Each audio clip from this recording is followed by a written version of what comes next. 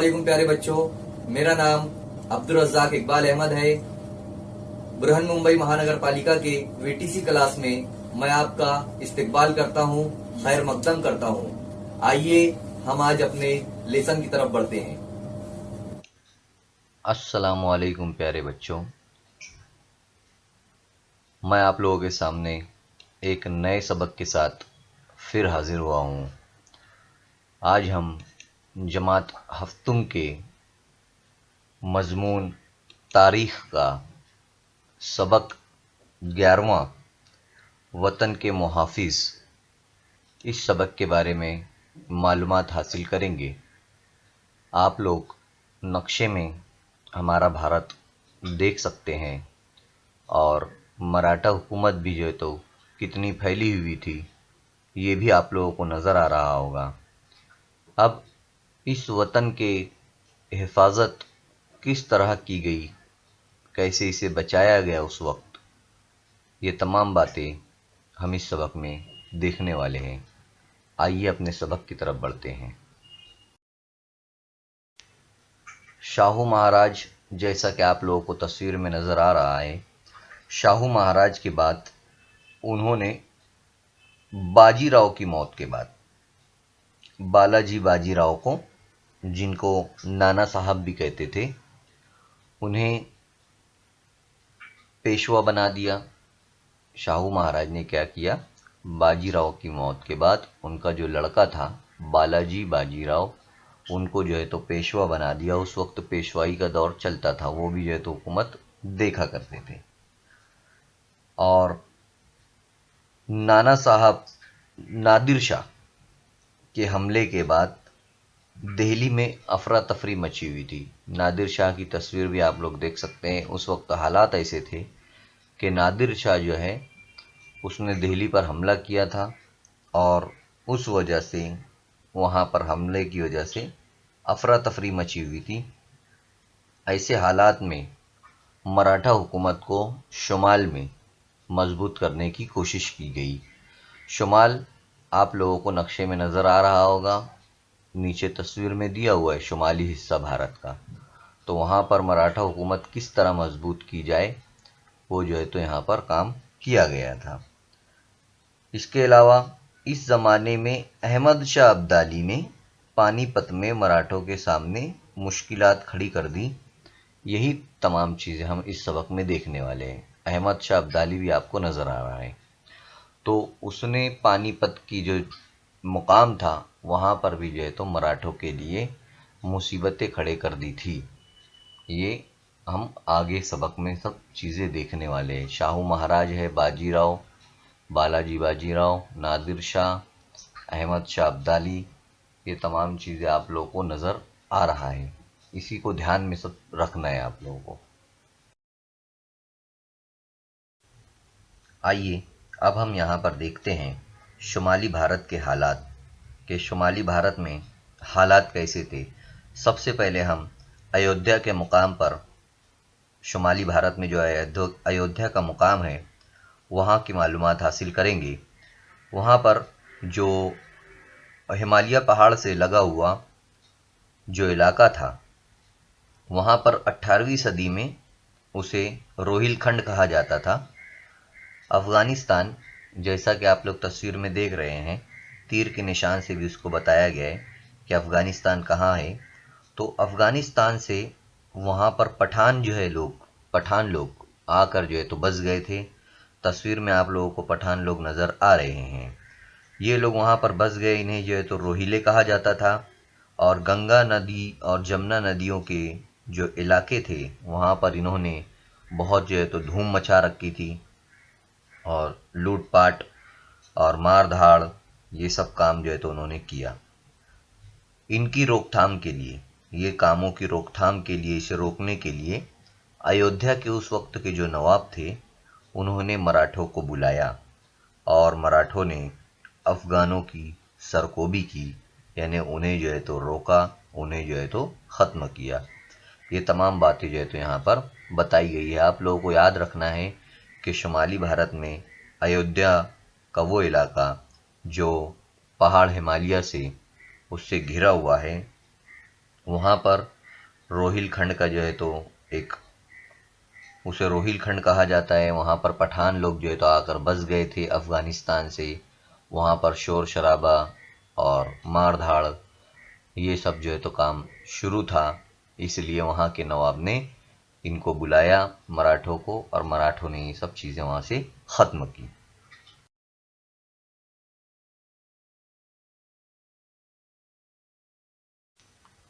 यहाँ हम देखेंगे अब अफ़गानों से मुकाबला।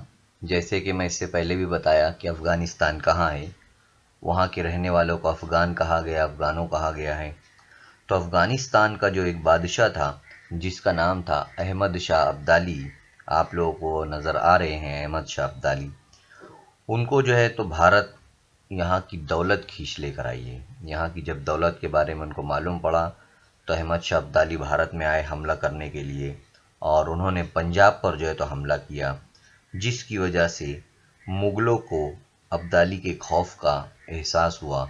यहाँ पर मुग़ल हुकूमत थी और पंजाब में हमला होने के बाद मुग़लों को लगा कि अब हमारी हुकूमत जो है तो उसमें आ गई है, मुसीबत में आ गई है। तो उन्होंने क्या किया, उन्होंने मराठों से मदद मांगी। और मराठा चूंकि उस वक्त एक बड़ी ताकत थी, इसलिए मराठों ने मुग़लों का साथ देने के लिए जो है तो तैयारी भरी। और इसके बदले में क्या हुआ, उन्होंने मुग़लिया हुकूमत को रोहिलों, जाटों, राजपूतों, अफ़गानों वगैरह दुश्मनों से बचाना, इसमें मुआहदे में मंजूरी मिली। और क्या हुआ, इसके अलावा इन्हें बदले में मराठों को नकद रकम दी जाती थी। यानी मुग़ल और मराठा इन दोनों के दरमियान मुआहदा हुआ कि मराठा लोग मुग़ल हुकूमत को रोहिलों से, जाटों से, राजपूतों से और अफ़गानों से, इन तमाम लोगों से मराठा लोग मुग़ल हुकूमत को बचाएंगे। और मुग़ल हुकूमत इनको क्या देगी, मुग़ल हुकूमत इन्हें नकद रकम देगी, यानी पैसे देगी। और साथ ही साथ क्या देगी, इन्हें पंजाब, मुल्तान, राजपूताना, सिंध, रोहिलखंड के इलाकों से चौथाई वसूल करने का इख्तियार भी हासिल हुआ। चौथाई यानी एक पूरी चीज़ का पाव हिस्सा, वो जो है तो इन्हें टैक्स वसूल करने का भी जो है तो हक हासिल हो गया। किसको, मराठा लोगों को। क्यों, वजह ये थी कि ये लोग मुग़लों की मदद कर रहे थे, और मदद के बदले में मुग़लों के जो इलाके थे, पंजाब, मुल्तान, राजपूताना, सिंध, रोहिलखंड, इन इलाकों में टैक्स वसूल करने का हक जो है तो इन्हें मराठों को दे दिया गया बदले में। साथ ही इन्हें अजमेर और आगरा जैसे इलाकों की सूबेदारी भी दी गई, यानी वहाँ का इन्हें बड़ा बना दिया गया कि आप भी इन इलाकों को आप लोग देखो। तो ये तमाम चीज़ें जो है तो यहाँ पर बताई गई है कि अहमद शाह अब्दाली किस तरह से भारत आया, और मुग़लों ने अहमद शाह अब्दाली से बचने के लिए मराठों से किस तरह मुआहदा किया। मुआहदे में यानी जो वो रहता है, एक हमारा शर्त लगती है एक, कि दस्तखत होती है कि हम ये करेंगे आप लोगों के लिए, आप हमारे लिए ये करना। ये तमाम चीज़ें जो है तो यहाँ पर मुआहदे में, एग्रीमेंट जिसे हम कहेंगे, वो यहाँ पर तय हुई। तो ये तमाम चीज़ें जो है तो यहाँ पर बताई गई है। आप लोग यहाँ पर सब तस्वीर में देख भी सकते हैं कि किस तरह से ये तमाम चीज़ें यहाँ पर बताई गई है। यानी जाट और राजपूताना जो राजपूत थे, सिंध जो इलाका था, पंजाब का इलाका, इसी तरह मुल्तान और राजपूताना का जो इलाका था वो, और सिंध, ये तमाम चीज़ें जो है तो यहाँ पर बताई गई है कि कौन कौन लोग जो है तो यहाँ पर थे, और कहाँ कहाँ पर जो है तो मराठा लोगों को चौथाई वसूल करने का जो है तो हक दिया गया। वो तमाम इलाके भी यहाँ पर जो है तो बताए गए हैं। पंजाब का इलाका, मुल्तान का इलाका, राजपुताना का इलाका, सिंध का। अब जब ये मुआहदा हो जाता है तो इस मुआहदे को मुकम्मल करने के लिए, इस एग्रीमेंट को पूरा करने के लिए छत्रपति ने छत्रपति की जानिब से पेशवा ने शिंदे को, यानी महादजी शिंदे, होलकर की फ़ौजों को दिल्ली की हिफाजत के लिए जो है तो रवाना किया। दिल्ली आप लोगों को नज़र आ रहा है, स्टार बना हुआ है पिंक कलर का, वो दिल्ली है। वहाँ पर जो है तो होलकर और महादजी शिंदे की जो है तो फ़ौज जाती है। जैसे ही अहमद शाह अब्दाली को इसका पता चलता है कि मराठा लोग भी यहाँ पर आ रहे हैं, तो वो वापस अपने वतन की तरफ लौट जाते हैं और मराठे मंजिलें तय करते हुए दिल्ली पहुँचते हैं। वहाँ क्या होता है देखते हैं। मराठों की वजह से अब्दाली की शक्ल में आने वाली मुसीबत टल जाती है, इसलिए बादशाह इन्हें मुगलों के सूबों में चौथाई वसूल करने का हक देता है। इन सूबों में काबुल, कंधार, पेशावर भी जो है तो शामिल होते हैं। काबुल, कंधार ये सब अफ़गानिस्तान में है, जैसा कि आप लोग नक्शे में देख सकते हैं। दिल्ली का जो पीला कलर है भारत का, उसके बाजू में बाएं हाथ की तरफ पाकिस्तान है और पाकिस्तान के ऊपर अफ़गानिस्तान है। अफ़गानिस्तान में ही जो है तो काबुल है और पेशावर यहाँ पाकिस्तान में है। इसी तरह कंधार वगैरह भी है। तो ये तमाम चीज़ें यहाँ पर इन मुकामात पर इनको जो टैक्स होता है चौथाई वसूल करने का हक जो है तो दिया जाता है मराठों को। अब वो सूबे अब्दाली के अफगानिस्तान में थे, है ना। मुआहदे के मुताबिक अब्दाली से वो सूबे जीत कर मुगलिया हुकूमत में शामिल करना मराठों का फ़र्ज था। ये जो हिस्से थे ये अब्दाली के कब्ज़े में थे, इसलिए बात ये हुई कि उनसे वो जीतना है और आप लोगों को टैक्स वसूल करने का हक दे दिया गया। मुगलिया हुकूमत में वो सूबे शामिल करना था, जबकि अब्दाली की ख्वाहिश थी कि कम अज़ कम पंजाब का इलाका अफ़गानों के ज़ेर इक़्तिदार लाया जाए। इसलिए कभी न कभी मराठों और अब्दाली का टकराव अटल था, यानी ज़रूरी था। अब्दाली चाहता था कि पंजाब वगैरह का इलाका उसके कब्ज़े में रहे, जबकि मुग़ल हुकूमत चाहती थी कि ये इलाके मराठा हमको जीत कर दे। इसलिए मराठा और अब्दाली में लड़ाई ज़रूरी थी कि कभी न कभी इनकी लड़ाई होगी ही। अब आगे देखेंगे हम लोग क्या होता है। यहाँ आप लोग तस्वीर में देख सकते हैं, आप लोगों को नाना साहब पेशवा नज़र आ रहे हैं, रघुनाथ राव नज़र आ रहे हैं, मल्हार राव होलकर है। तो ये लोग मल्हार राव होलकर, रघुनाथ जी, अप्पा शिंदे, नाना साहब पेशवा, ये तमाम लोग जो है शुमाली भारत में, जैसा कि भारत का नक्शा भी दिया हुआ है, शुमाल का हिस्सा जो है तो आप लोगों को नज़र आ रहा होगा, यानी ऊपर का हिस्सा जो ऑरेंज कलर का नज़र आ रहा है, उस तरफ जो है तो ये लोग लड़ाई के लिए निकलते हैं। और शुमाली हिंद के जो मुकामी हुक्मरानों के ज़ाविया निगाह से जुनूब से आए मराठा, इनके मुकाबिल कुव्वत थे। मराठों का जो वसी नज़रिए को ना समझते हुए ये लोग इनकी मदद करने की बजाय गैर जानिबदार रहे। यानी जब ये लोग शुमाल में गए मुग़लों की मदद करने के लिए, जो इलाकों की बात हुई थी उनको हासिल करने के लिए, जब ये लोग गए शुमाल में लड़ने के लिए, तो वहाँ पर जो मुकामी राजा थे, जो उन इलाकों के राजा थे, उन्होंने मराठों का साथ नहीं दिया, वो गैर जानिबदार रहे। यानी मराठा अगर अब्दाली से लड़ रहे थे तो मुग़ल लोगों के जो मुकामी वहाँ के राजा थे उन्होंने अब्दाली का साथ नहीं दिया। जबकि दिल्ली से तो बात हुई थी कि दिल्ली में जो मेन बादशाह थे उन्होंने कह दिया था कि आप लोग इन इलाकों को फतेह करके, यानी जीत कर मुग़लों के हवाले कर दो तो हम तुम्हें वहाँ पर टैक्स वसूल करने का हक देंगे।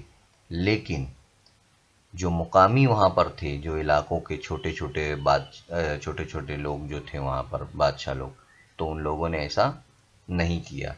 उन लोगों ने मराठों का साथ नहीं दिया और उसकी वजह से दिल्ली के दरबार में मराठों की बालादस्ती और मुदाखलत शुमाली भारत के मुकामी हुक्मरानों को एक आंख न भाती थी। लेकिन सूरजमल जाट और रानी किशोरी ने पानीपत की लड़ाई में जख्मी मराठों की मदद की। हुआ ये कि उस वक्त जो जंग हुई वहाँ पर, जंग में कुछ लोगों को, मराठे लोगों को चोट भी आई, मार लगी। तो वहाँ के जो मुकामी राजा थे, जैसे सूरजमल जाट, रानी किशोरी ने पानीपत के मुकाम पर जो लड़ाई हुई थी, देखो आप लोग लड़ाई का मंजर भी यहाँ पर देख सकते हैं। तो उस लड़ाई में चोट जिन्हें लगी थी, उन लोगों को इन्होंने मदद की, जख्मी लोगों की, मराठा लोगों की। ये बातें जो है तो यहाँ पर दिखाई गई है। शुमाल में कुछ शिद्दत पसंद थे जो मुकामी लोग वहाँ पर थे, जिनके हाथों में हुकूमत थी। वो लोग समझते थे कि मराठा ये भी बैरूनी हमलावर हैं, यानी बाहर मुल्कों से जो है तो यहाँ पर आकर हम पर हमला करते हैं। तो इसलिए उन्होंने अहमद शाह अब्दाली को भारत आकर हमला करने की दावत दी और मराठों को ख़त्म करने के लिए अहमद शाह अब्दाली को बुलाया। उन्हें उम्मीद थे कि मराठाओं को शिकस्त देंगे और इन्हें जुनूब में नर्मदा पार खदेड़ने में वो कामयाब हो जाएंगे। लेकिन आगे क्या होगा ये अब हम देखेंगे।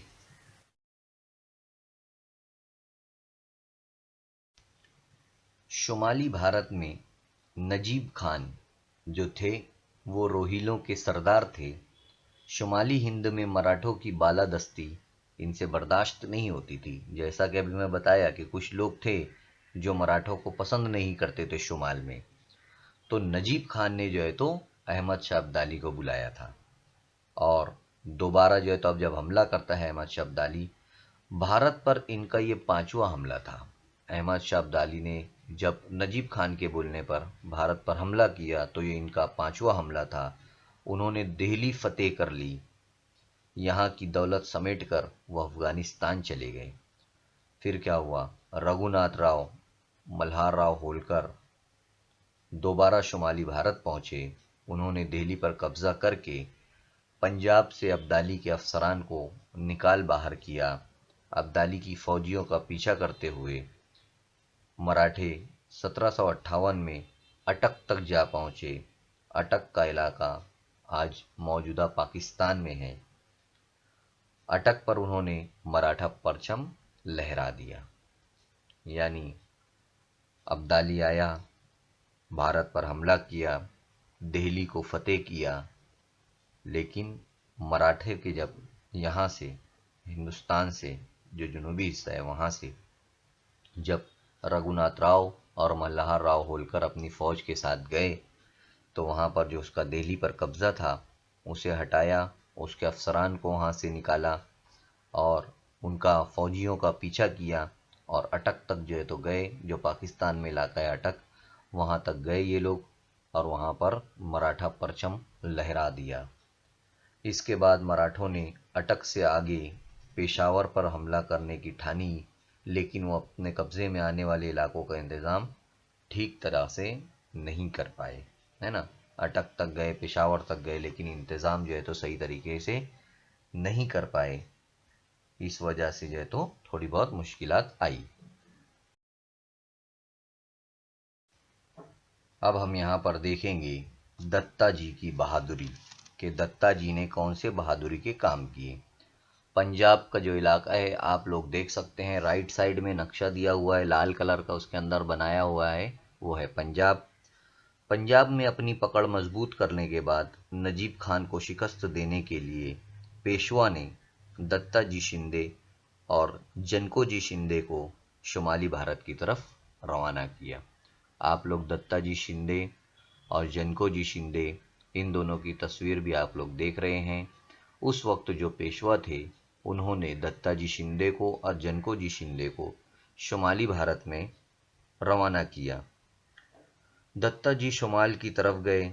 नजीब खान ने दत्ताजी को बातचीत में उलझा लिया और अहमद शाह अब्दाली से अपनी मदद की दरख्वास्त की, है ना। नजीब खान की भी तस्वीर आप लोग देख सकते हैं। जब दत्ताजी गए वहाँ पर तो उनको नजीब खान ने बातों में उलझा लिया और उस वजह से साथ ही साथ बातों में उलझाने के साथ साथ अहमद शाह अब्दाली को वापस बुलाया अपनी मदद के लिए। किसने? नजीब खान ने। नजीब खान का पैगाम मिलते ही अब्दाली ने फिर भारत आ पहुंचा अब्दाली, और अहमद शाह अब्दाली और दत्ताजी जमुना के बराड़ी घाट पर आमने सामने आ गए, है ना। जमुना का बराड़ी घाट आप लोगों को दिख रहा है तस्वीर में नीचे। वहाँ पर दत्ताजी और जो अब्दाली था वो आमने सामने आ गए। जोरदार लड़ाई हुई। दत्ताजी ने गैर मामूली बहादुरी दिखाई, लेकिन इस लड़ाई में वो नाकाम हो गए। बहादुरी तो दिखाई लेकिन कामयाब नहीं हो सके। इस तरह से यहाँ पर दिखाया गया है। यहाँ पर एक लड़का सवाल कर रहा है कि क्या आप जानते हैं? क्या जानते हैं? कुछ शायद वाकया है। तो बताया गया यहाँ पर कि दत्ताजी ने जो है जमकर बहादुरी दिखाई, लेकिन आखिरकार वो जख्मी होकर मैदान जंग में गिर पड़े। जंग के मैदान में वो गिर पड़े। नजीब खान रोहिला के मुशीर कुतुब शाह ने अपने हाथी से उतरकर जख्मी दत्ताजी के करीब गए और उन्होंने दत्ताजी से पूछा, क्यों पटेल जी, हमारे साथ तुम और भी लड़ोगे? दत्ताजी जख्मी हालत में थे, लेकिन कुतुब शाह के अल्फाज सुनते ही उन्होंने पुरअज़्म जवाब दिया, हाँ, बचेंगे तो और भी लड़ेंगे। तो ये उनकी बहादुरी झलकती है यहाँ पर कि वो जख्मी हालत में थे, उसके बाद भी उनके अंदर इतना जोश था कि उन्होंने कहा कि अगर हम बचेंगे तो आप लोगों से ज़रूर लड़ेंगे। अब हम आगे देखते हैं सदाशिवराव भाऊ। सदाशिवराव भाऊ के बारे में हम देखेंगे। अहमद शाह अब्दाली को शिकस्त देने के लिए नाना साहब ने अपने चचेरे भाई सदाशिवराव भाऊ और बड़े बेटे विश्वास राव को शुमाल की तरफ रवाना किया। दो लोगों के बारे में यहाँ पर सदाशिवराव और विश्वास राव को किसने भेजा? नाना साहब ने भेजा। सदाशिवराव चीमाजी अप्पा के बेटे थे, है ना। सदाशिवराव जो है तो चीमाजी अप्पा के बेटे थे। इनके साथ एक बड़ी फौज और बड़ा तोपखाना, जैसा कि आप लोग तस्वीर में तोपखाना देख सकते हैं, ये भी था। इब्राहिम खान गारदी ने इन तोपखाने के सरबराह थे और इब्राहिम खान गारदी इस तोपखाने के सरबराह थे, बड़े थे। और इस तोपखाने के बलबूते पर उन्होंने 1760 में लातूर ज़िला के उदगीर की लड़ाई में निज़ाम को शिकस्त दी थी। ये जो है तो उनकी काबिलियत बताई जा रही है, तोपखाना जो चलाते थे इब्राहिम खान गारदी की। अब आप लोगों के सामने यहाँ पर नक्शा बताया जा रहा है कि मराठा हुकूमत की तोसी किस तरह हुई, मराठा हुकूमत कहाँ तक बढ़ गई, ये सब जो है तो इसमें बताया जा रहा है। नीचे एक फहरिस्त दी गई है, निज़ाम शाही हुकूमत वहाँ लिखा हुआ है, वो गुलाबी कलर का है। तो हैदराबाद का जो इलाका दिख रहा है पिंक कलर का, वहाँ पर सिर्फ निज़ाम शाही हुकूमत थी। मुगलिया हुकूमत को बताया जा रहा है कि कितने कम इलाके में, दिल्ली के पास का जो इलाका था वहाँ पर मुगलिया हुकूमत थी। और मराठों के ज़ेर इक़्तिदार आया हुआ इलाका, पूरा जो ऑरेंज कलर का दिख रहा है, वो मराठों के ज़ेर इक़्तिदार इलाका आ गया था। ऐसा जो है तो यहाँ पर दिखाया जा रहा है। तो इस तस्वीर के ज़रिए, इस नक्शे के ज़रिए हम मराठा ताकत को देख सकते हैं कि 1758 में मराठा ताकत कितनी फैल गई थी। अब हम यहाँ पर देखेंगे पानीपत की जंग के बारे में। शुमाली भारत के दौरान जो मुहिम चल रही थी, उस दौरान सदाशिवराव भाऊ ने दिल्ली जो है तो फतेह कर ली थी। इसके बाद मराठा फौज और अब्दाली की फौज पानीपत के मुकाम पर लड़ाई होती है। ये लोग आमने सामने आते हैं। 14 जनवरी 1761 को मराठों ने अब्दाली पर हमला करके लड़ाई का आगाज किया। ये पानीपत की तीसरी जंग थी, यानी पानीपत के मुकाम पर होने वाली ये तीसरी जंग थी। और जंग में विश्वासराव, जो मैं बताया कि विश्वासराव को भेजा गया था और सदाशिवराव को, दोनों को भेजा गया था, जिसमें से विश्वासराव को बंदूक की गोली लगने की वजह से वो मारे जाते हैं। सदाशिवराव को ये बात मालूम होते ही वो बेकाबू होकर दुश्मन पर टूट पड़े।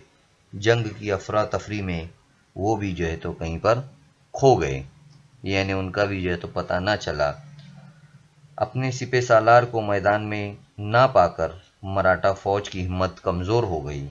इसी दौरान अब्दाली की महफूज और ताज़ा दम फौज ने मराठों पर जोरदार हमला किया। मराठों को शिकस्त हो गई। महाराष्ट्र की एक मुकम्मल नौजवान नस्ल खत्म हो गई। बेशुमार बहादुर सरदार ने अपनी जानें जो है तो गंवा दी। यानी पानीपत की जंग में, जो पानीपत की तीसरी जंग थी, इसमें मराठों और अब्दाली की लड़ाई होती है। मराठा इसमें शिकस्त खा जाते हैं, हार जाते हैं, और सदाशिवराव और विश्वासराव दोनों जो है तो मारे जाते हैं।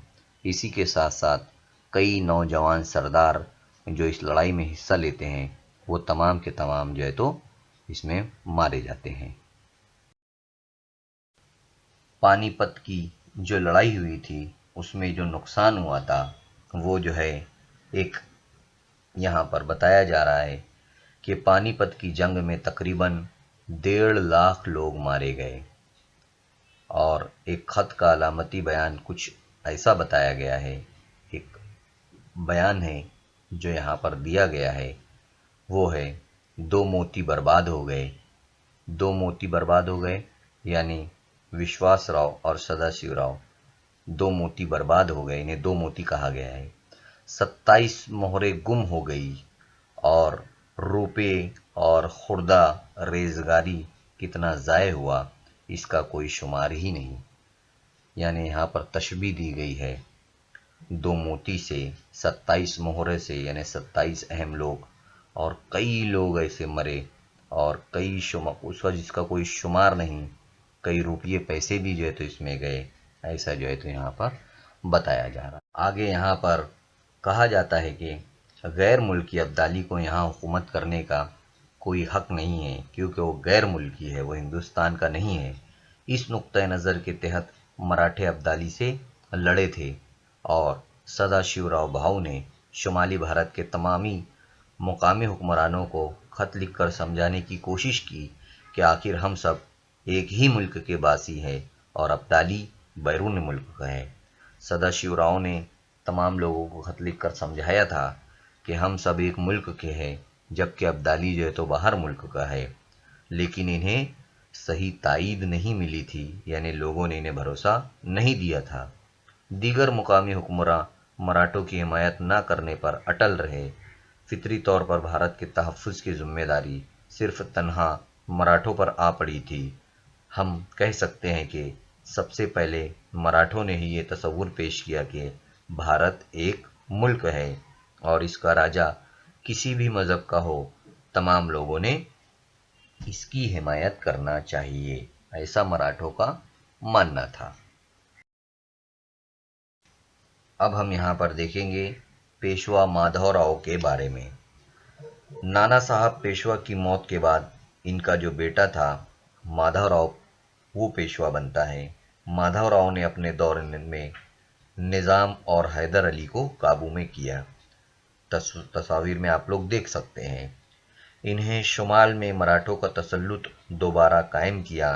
पानीपत में मराठों की शिकस्त के बाद निज़ाम ने दोबारा इनकी मुखालफत करना शुरू कर दिया था और मराठों के इलाकों पर हमला किया था, लेकिन माधवराव ने पैठन के करीब राक्षस भुवन के मुकाम पर इन्हें शिकस्त दी। यहाँ पर जो लड़ाई है वो निज़ाम और पेशवा माधवराव के बीच में बताई जा रही है और उसके बारे में जो है तो तफसील दी गई है। यहाँ पर आप तस्वीर में देख सकते हैं हैदर अली और उनका जो माधवराव पेशवा है वो, ये तमाम बातें यहाँ पर बताई गई है। हैदर अली ये मैसूर के सुल्तान थे। पानीपत की जंग में मराठों को शिकस्त तो हुई थी, इसका फ़ायदा उठाते हुए उन्होंने कर्नाटक में मराठों के इलाकों पर हमले किए, लेकिन मराठों ने श्रीरंगापटन के करीब मोती तालाब के मुकाम पर इन्हें शिकस्त दे दी। इसके बाद हैदर अली ने तुंगभद्रा नदी के शुमाली इलाके मराठों के हवाले करना मंजूर किया। यहाँ पर हैदर अली और मराठों के दरमियान भी जो है तो लड़ाई होती है और श्रीरंगापटन इस मोती तालाब के मुकाम पर हैदर अली को शिकस्त होती है। 1772 में माधवराव की मौत हो गई। मराठों की तारीख में एक ईमानदार, मेहनती, धुन का पक्का और रियाया की फलाह चाहने वाला हाकिम यहाँ से गुजर गया। इस फर्ज शनास पेशवा की मौत की वजह से मराठा सल्तनत को काफ़ी नुकसान हुआ। 1772 में माधवराव की मौत हो जाती है।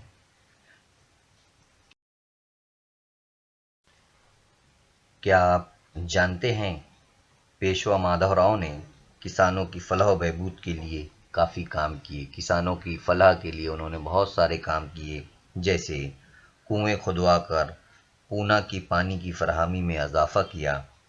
इनके दौर में नाना फडणवीस जैसे मुंतजिम और राम शास्त्री प्रभु ने इंसाफ पसंद मुसन्निफ जो थे ये लोग हो गुजरे हैं। रियाया को इंसाफ देने के लिए उन्होंने इंसाफ रिसानी के शोबे में इस्लाहात की, यानी अगर किसी के साथ जुल्म और ज़्यादती होती है तो इंसाफ देने के लिए उन्होंने बहुत सारे काम किए। साथ ही साथ तोपें और इसलाह बारूद बनाने के लिए कारखाने भी उन्होंने बनाए। सिक्के ढालने के लिए टकसालों का इंतज़ाम किया, यानी तोपें बनाने के लिए कारखाने, सिक्के बनाने के लिए भी ये तो टकसालों को बनाया जहाँ पर सिक्के बनाए जाते थे। दूसरी जगह हथियार इसलाह बनाए जाते थे ताकि मराठा हुकूमत बेहतर तरीके से चल सके। तो ये तमाम काम जो है तो पेशवा माधवराव ने किया। अब हम यहाँ पर देखेंगे पेशवा माधवराव के बाद तख्त नशीन होने वाले नारायण राव और सवाई माधवराव, ये दोनों पेशवाई के तख्त पर ज़्यादा अरसे तक न रह सके। आप लोग तस्वीर देख सकते हैं नारायण राव और सवाई माधवराव की।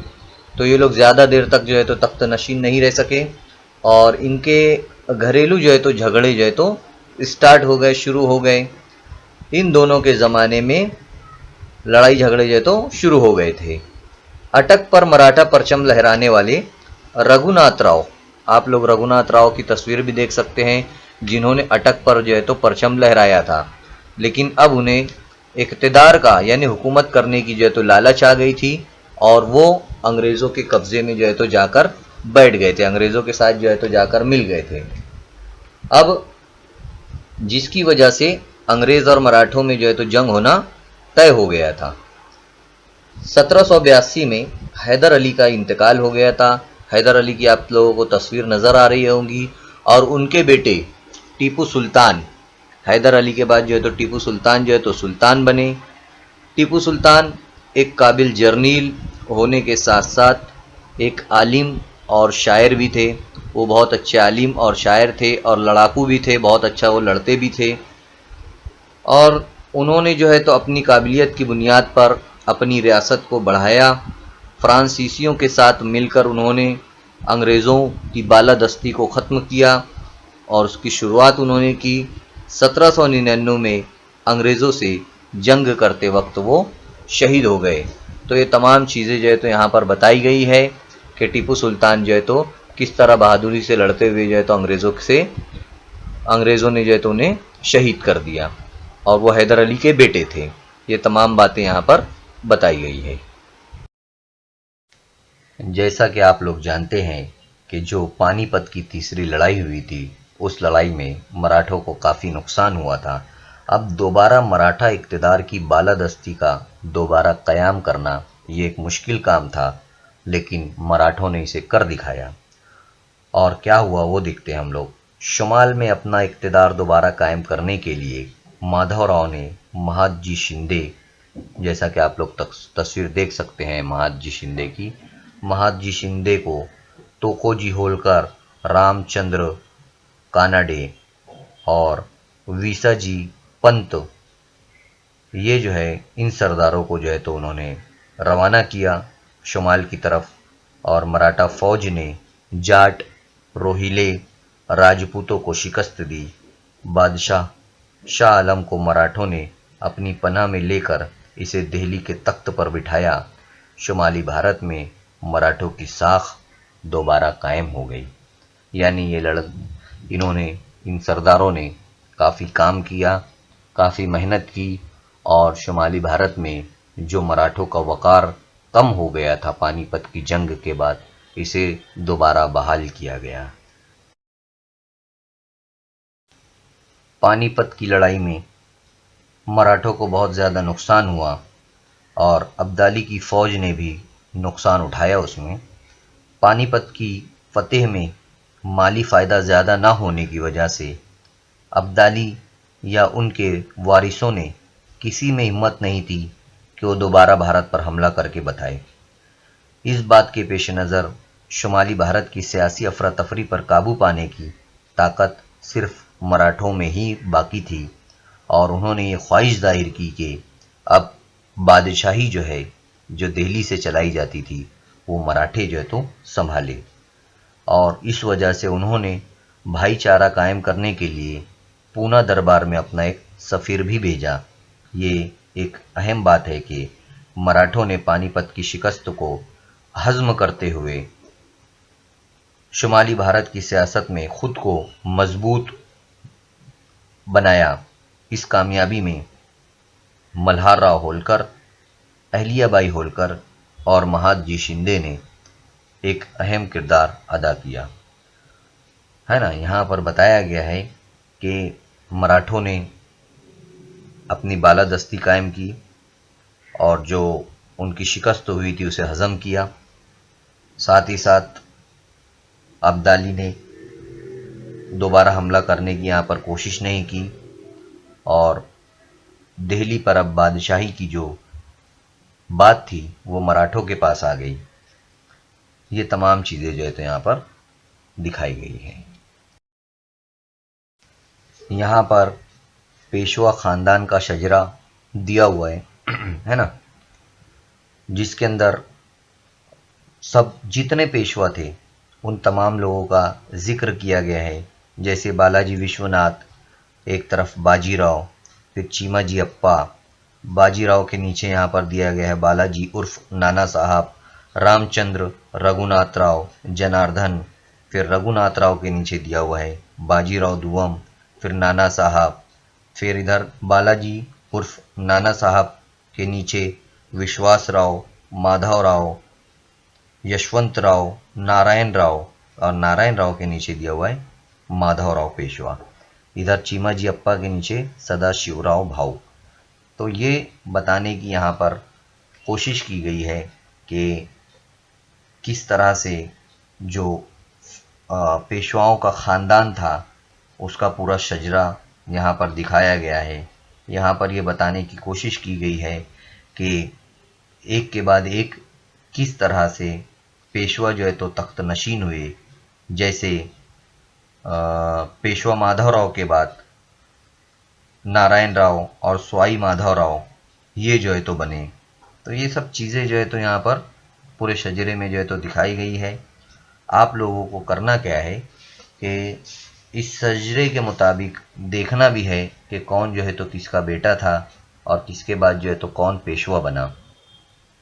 साथ ही साथ यहाँ पर इतना सब कुछ हो गया है पूरे सबक में, लगभग तमाम अहम नुकात को कवर किया गया है। इसमें मश्क भी दी गई है, आप लोगों को मश्क करना है। ये यूट्यूब चैनल पर ये वीडियो रहेगा, इसे आप लोगों को देखना है, बाद में और समझने में आसानी होगी। कुछ मुश्किलात अगर आती है तो अपने उस्ताद से राब्ता कायम करके उसे हल करना है उन मुश्किलात का। अब मैं यहाँ पर अपना ये सबक ख़त्म करता हूँ। अल्लाह हाफिज़। बच्चों, इस वीडियो को आपको लाइक करना है, चैनल को सब्सक्राइब करना है और बेल आइकॉन का बटन दबाना है ताकि आपको आने वाले नए वीडियोस की नोटिफिकेशन मिलते रहे। इसी तरह डिस्क्रिप्शन बॉक्स में आपको जाना है और वहाँ पर चंद अहम सवालात है। इसी के साथ साथ वहाँ पर एक गूगल फॉर्म दिया गया है ताकि आपके तासुरात को हम जान सके। इसके लिए आपको गूगल फॉर्म को पूरा फिल करना है और लास्ट में आखिर में सबमिट का बटन जो है तो आप लोगों को दबाना है। उम्मीद करता हूँ कि आप लोगों को जो कुछ सबक में समझाया गया है वो तमाम चीजें समझ में आ गई होगी।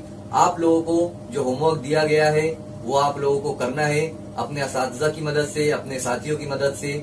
और नेक्स्ट लेसन में हम फिर मिलेंगे इंशाअल्लाह।